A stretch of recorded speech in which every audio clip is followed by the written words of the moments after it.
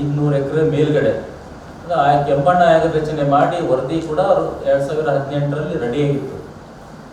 ವರದಿನೇ ಎಲ್ಲಿದೆ, ಯಾವ ಹಂತದಲ್ಲಿದೆ, ಯಾರಿಗೆ ಸಬ್ಮಿಟ್ ಮಾಡಿದಾರೆ ಅದು ಕೂಡ ಇನ್ನೊಂದನ್ನ ರಾಜ್ಯ ಜನತೆ ಗೊತ್ತಾಗಿದೆ. ಎರಡನೇ ಪ್ರಶ್ನೆ, ಮಹರ್ಷಿ ವಾಲ್ಮೀಕಿ ಹೆಗಣ 187 ಕೋಟಿ ವ್ಯವಹಾರ ನಡೆದಿದೆ.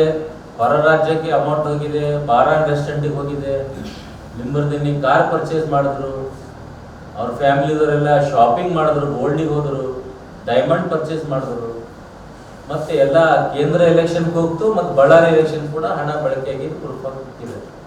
ಅವರೇ ಸ್ವತಃ ರಾಜ್ಯದ ಮುಖ್ಯಮಂತ್ರಿ ಅಧಿವೇಶನದಲ್ಲಿ ನಾವಾಗಲಿ ಶರಣು ಸರ್ದಾರ್ ಸಿದ್ದು ಪಾಟೀಲ್ ಅವರು ಇದ್ದಾಗ ನಮ್ಮ ರಾಜ್ಯಾಧ್ಯಕ್ಷರು ಆರ್ ಅಶೋಕ್ ಅವರು ಕ್ವಶನ್ ಮಾಡಿದಾಗ ಇಲ್ಲ 187 ಹಗರಣ ಆಗಿಲ್ಲ, ಒಳ್ಳೆ 87 ಕೋಟಿ ಅಷ್ಟೇ ಹಗರಣ ಸ್ವತಃ ಒಪ್ಕೊಂಡಿದ್ದು ಇಡೀ ರಾಜ್ಯಕ್ಕೆ ಗೊತ್ತಿದಂಥ ವಿಷಯ.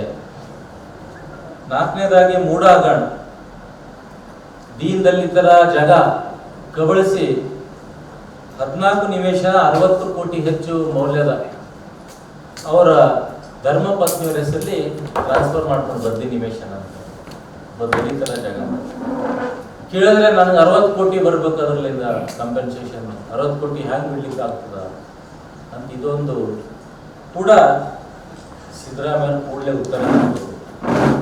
ಐದನೇದಾಗಿ ಕುಂಬಳಕಾಯಿ ಕಳ್ಳ ಹೆಗಲು ಮುಟ್ಟಿ ನೋಡಿಕೊಂಡೆ ಅಂತ ನಿಮ್ಮ ಪರಿಸ್ಥಿತಿ ಮೂಢ ಹಗರಣದಲ್ಲಿ ಇಡಿ ಕೇಸ್ ದಾಖಲ ಆಗ್ತಾ ಇದ್ದಂಗೆ ತಮ್ಮ ಕುರ್ಚಿ ಉಳಿಸ್ಕೊಲಿಕ್ಕೆ ಒಂದೇ ದಿವಸ ಮೊದಲ ತಮ್ಮ ಧರ್ಮ ಪತ್ನಿಜಿಯವರ ಮುಖಾಂತರ ಸೈಟ್ ಹಿಂದಿರುಗಿಸ್ತೀನಿ ಅಂತ ಇದೊಂದು ಹೊಸ ನಾಟಕ ಸಿದ್ದರಾಮಯ್ಯರು ಶುರು ಮಾಡಿದ್ದಾರೆ. ಇದು ಕೂಡ ಉತ್ತರ ಕೊಡಬೇಕು.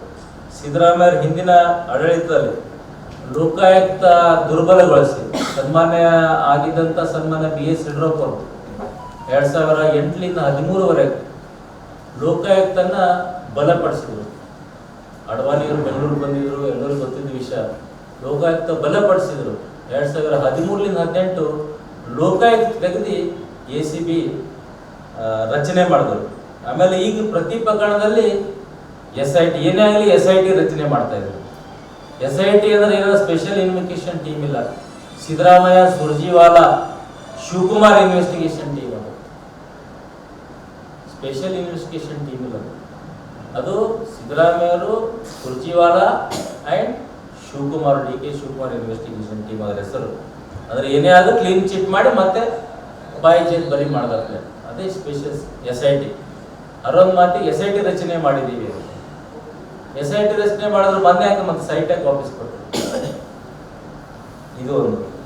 ಮತ್ತು ಕರ್ನಾಟಕ CBI ತನಿಖೆ ಅವಕಾಶ ಇರಬಾರ್ದಂತ ಕ್ಯಾಬಿನೆಟ್ ಡಿಸಿಷನ್ ಮಾಡಿ ರಾಜ್ಯಪಾಲರಿಗೆ ಕಳಿಸಿತ್ತು. ಇದು ನಿರ್ಬಂಧ ಇರಲಿಕ್ಕೆ ಏನು ಆತಂಕ, ಹಿಂದೆ ಏನು ಆತಂಕ ಇದ್ದಿರಬೇಕು, ಇದು ಕೂಡ ರಾಜ್ಯ ಜನತೆ ಉತ್ತರ ಕೊಡಬೇಕು. ಮತ್ತೆ ಮಿಸ್ಟರ್ ಕ್ಲೀನ್ ಅಂತ ಎಲ್ಲ ಕಡೆ ಹೇಳ್ತಿದ್ರು. ಈ 14 ಸೈಟ್ ತಗೊಂಡು ಮತ್ತೆ ವಾಪಸ್ ಕೊಟ್ಟರು, ಕ್ಲೀನ್ನೆಸ್ ಎಲ್ಲಿಗೆ ಹೋಯ್ತು. ಸಮಾಜವಾದಿ, ನಾನು ದೀನ್ ದಲಿತರ ಗಡಬಡರ ಬಗ್ಗೆ ಕೆಲಸ ಮಾಡ್ತೀನಿ, ದಿನನಿತ್ಯ ಮಾಡ್ತೀನಿ, ನನಗೆ BJPದವ್ರು ಬೇಕಂತ ಇದು ಮಾಡ್ತಾ ಇದ್ದಾರೆ ಅಂತ ಎಲ್ಲ ಕಡೆ ಹೇಳ್ತಾ ಇದ್ದಾರೆ. ಒಂದು ಸೈಟ್ ಆಗಿ ವಾಪಸ್ ಕೊಟ್ಟರು.